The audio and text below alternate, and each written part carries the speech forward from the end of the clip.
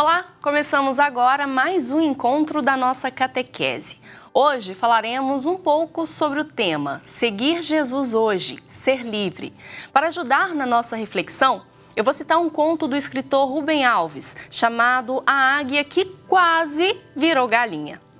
Era uma vez uma águia que foi criada num galinheiro e que cresceu pensando que era uma galinha. Era uma galinha estranha, o que a fazia sofrer. Que tristeza quando se via refletida nos espelhos das poças d'água. Tão diferente. O bico era grande demais, impróprio para catar milho, como todas as outras faziam.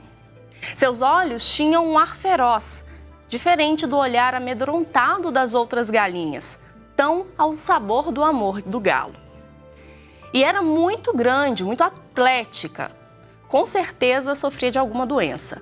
E ela queria só uma coisa: ser uma galinha comum, como todas as outras. Fazia um esforço enorme para isso. Treinava a ciscar com um bamboleio próprio. Andava meio agachada para não se destacar pela altura.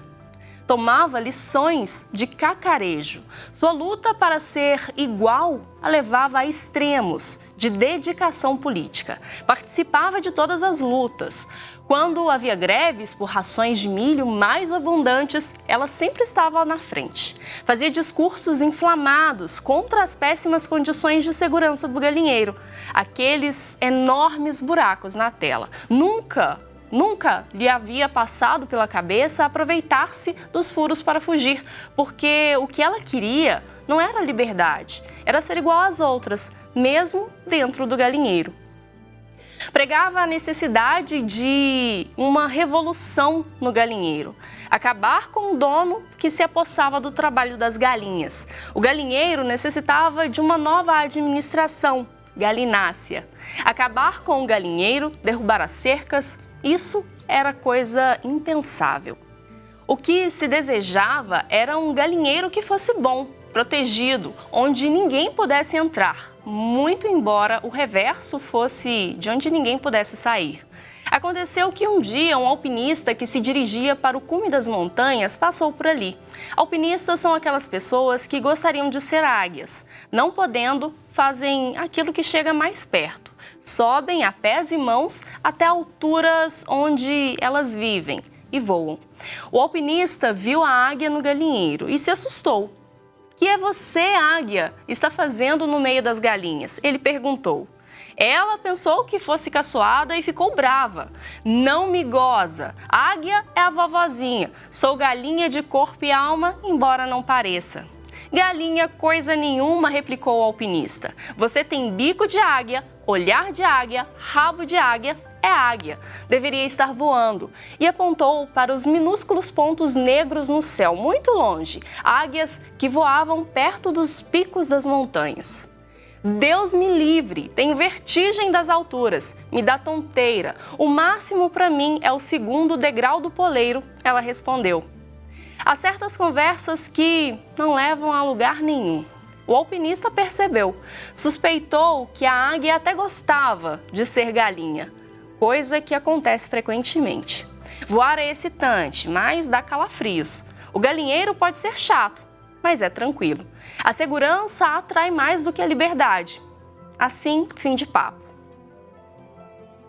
Agarrou a águia e a enfiou dentro de um saco e continuou sua marcha para o alto das montanhas. Chegando lá, escolheu o abismo mais fundo, abriu o saco e sacudiu a águia no vazio. Ela caiu. Aterrorizada, debateu-se furiosamente procurando algo a que se agarrar, mas não havia nada, só lhe sobravam as asas. E foi então que algo novo aconteceu. Do fundo do seu corpo galináceo, uma águia, há muito tempo adormecida e esquecida, acordou e se apossou das asas e, de repente, ela voou. Viu o galinheiro onde por muito tempo ela tentara ser uma galinha. Mas havia outros, construídos das mais variadas formas, parecidos com casas, escolas, igrejas, clubes, partidos políticos, empregos e, dentro deles, todos se esforçando para cacarejar da mesma forma. Foi então que ela passou sobre a superfície de um lago cristalino e viu a sua imagem refletida. a mesma que vira, vezes sem conta, nas poças d'água do galinheiro. Só que dessa vez, ela se achou muito bonita. O alpinista sentado sorria, se imaginando voando no corpo da águia. A história nos faz pensar no que é ser humano e o que significa ser livre. Esse é o tema da nossa conversa hoje. O que é ser humano? Antes de tudo, tal como os outros seres, nós somos seres naturais. Precisamos nos alimentar, respirar, nos proteger do frio e do calor, nos reproduzir e por aí vai. Disso, já podemos aprender duas coisas: que ao destruir a natureza, estamos destruindo a nós mesmos, uma vez que somos parte dela e nossa sobrevivência depende dela. Em segundo lugar, nós somos seres sociais. Ninguém em nossa sociedade faz algo absolutamente sozinho. Nós não somos Robinson Crusoe isolados em nossas ilhas. Estamos constantemente interagindo. Se os animais já nascem instintiva e geneticamente preparados para a vida, nós vamos aprendendo tudo.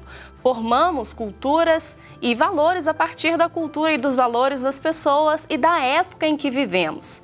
Disso, também podemos aprender várias coisas, como por exemplo, de que a felicidade não se encontra no indivíduo egoísta, mas na sua capacidade de se relacionar com outras pessoas, de ter amigos, de amar. Em terceiro lugar, nós somos seres históricos. Isso é muito fácil de entender. Basta ver como nossos avós trabalhavam, se vestiam e como pensavam, para percebermos que o ser humano muda de geração para geração, que cada indivíduo vai mudando ao longo de sua vida, ao contrário dos animais. Disso, podemos aprender algo mais. Por exemplo, se nós hoje temos a sociedade que temos, ela nem sempre foi assim. Ela é fruto de uma história construída por toda a humanidade. E se a história não é determinada pela natureza, mas pela humanidade, nós podemos construir a sociedade que queremos. Somos o que ousamos ser. Assim, já entramos em uma outra característica do ser humano. Ele é um ser livre. Nós, ao contrário dos animais, podemos, a partir da nossa realidade social e histórica, imaginar, sonhar e projetar o futuro. No entanto, só isso ainda não é liberdade. Mas então, o que é ser livre? É difícil ser livre, já que não é só escolher e pronto. Este é o lado fácil da liberdade. Ou melhor, não é a liberdade no sentido pleno. Ser livre é agir de acordo com uma opção consciente e movido pelas próprias convicções. Em cada ato chamado ato livre, quando isso acontece, a responsabilidade aparece. Então, ela não será um fardo, mas a consequência direta do agir. Outro elemento do conceito de liberdade é a capacidade de decisão. A decisão não é uma simples escolha, é ao mesmo tempo omitir outras ações ou objetos. Em cada escolha, decido também não realizar outras opções. Se eu escolho ir ao cinema, por exemplo, decido não ir ao futebol, ao parque, ao teatro. A primeira decisão é sobre mim mesmo. Devo poder escolher agir ou omitir. Por isso, preciso dispor de mim. Uma pessoa dependente de drogas, por exemplo, ela perde a capacidade de decidir omitir o uso do entorpecente. O segundo aspecto da escolha implica em duas ou mais opções. Devo poder decidir entre A ou B. Portanto, a decisão implica na escolha de mais de uma opção e sobre cada opção a possibilidade de realizá-la ou omiti-la. A decisão implica em mim mesmo e no outro. O homem é causa de si mesmo, também escolhe o que vai causar no outro. A decisão livre é um começo. É um fazer criador. O homem se torna livre na decisão. Paradoxalmente, o homem não é livre da decisão. O homem está condenado a ter que decidir constantemente o seu agir e o seu modo de ser. O homem ele não nasce pronto, acabado. Para ser o homem, precisa ser livre. A liberdade fundamental é a autodeterminação do próprio ser. Ser jovem num contexto conturbado como o das nossas cidades é um grande desafio. Muitas vezes se cai no extremismo, delinquência ou passividade, agressividade ou depressão. Dois valores essenciais estão em jogo: liberdade e amor à vida. Onde está o sentido para se continuar vivendo e acreditar no futuro apesar do desemprego, da violência, das drogas, do desamor? É importante ressaltar esses valores e descobrir que há muitos motivos para viver, usufruindo a liberdade de se poder optar pelo que é melhor, com responsabilidade e vivacidade. E Jesus? O que ele diria dessa conversa? Jesus ajudou as pessoas a descobrirem a águia que habita em cada uma. Aproximar-se de Jesus é ir se fazendo cada dia mais livre. Ele aponta o que é a vida verdadeira e nos ajuda a optar a cada momento pela vida, nos libertando de tudo que impede de sermos humanos, verdadeiros e livres. Há tantas vidas estacionadas. Crer em Jesus nos coloca em movimento, nos faz optar, escolher a vida, nos faz ser livres. Podemos afirmar que seguir Jesus é a grande liberdade. Abraçar a causa de Jesus é aprender a optar livremente pelo amor. Coisa linda. Nem sempre fácil, mas sempre fascinante. Os cristãos têm essa marca de pessoas que se libertam do jugo da escravidão, do egoísmo, do mercado consumista, de uma vida sem sentido. As experiências de liberdade dão-nos a capacidade e a esperança para suportar os momentos de penumbra, e os momentos em que nos sentimos aprisionados dão-nos a resistência, a força e até o sentido de humor para vivermos os tempos de liberdade. São Paulo nos lembra: foi para a liberdade que Cristo nos libertou. Ficai, portanto, firmes e não vos curveis de novo ao jugo da escravidão.